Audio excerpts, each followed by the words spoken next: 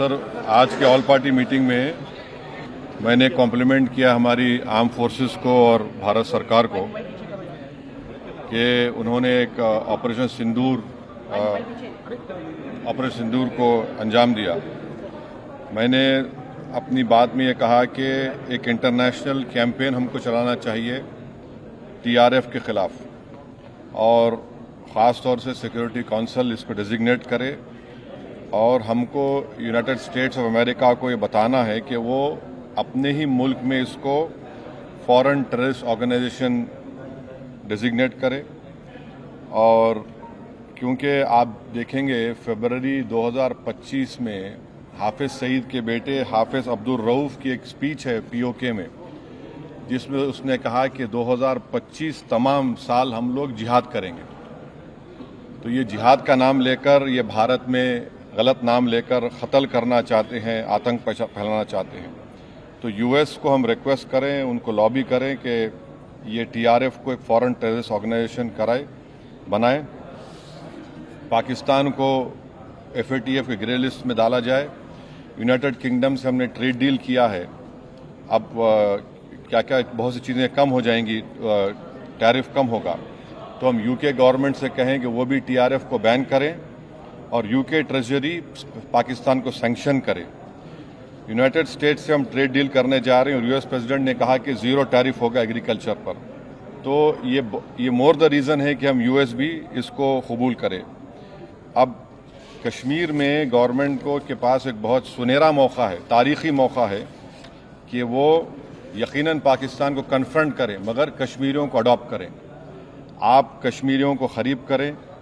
और ख़ास तौर से मैंने कहा कि जो पूंछ में जो लोगों की मौत हुई, सिविलियन लोगों की, और उरी में जो लोग ज़ख्मी हुए, जिनके घर को नुकसान पहुंचा, गवर्नमेंट उनको टेररिस्ट विक्टिम का ऐलान करे, क्योंकि पाकिस्तान शेलिंग में उनकी मौत हुई है, और सिक्योरिटी रिलेटेड एक्सपेंडिचर के तहत मरने वालों को एक्सग्रेशिया दे और सरकार उनका घर बना के दे।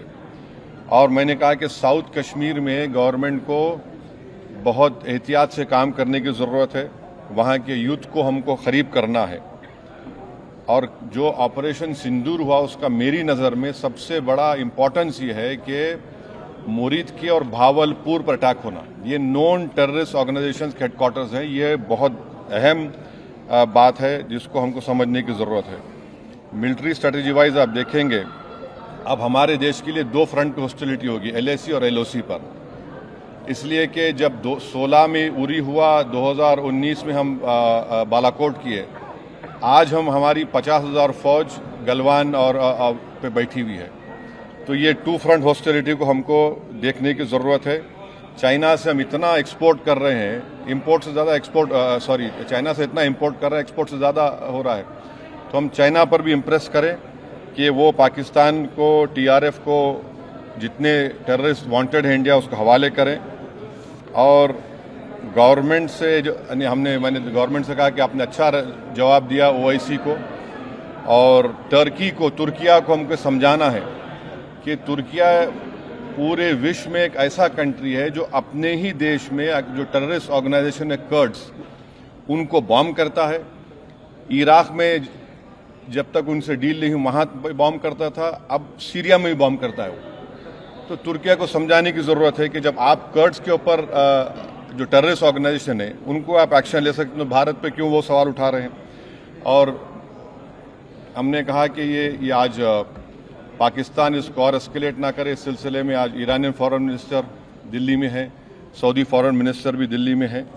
और जो देश में मैंने कहा कि जो एक यूफोरिया है, इसको सरकार को देश को और मुत्तहिद करने के लिए और देश को ताकतवर बनाने के लिए इस्तेमाल करना पड़ेगा।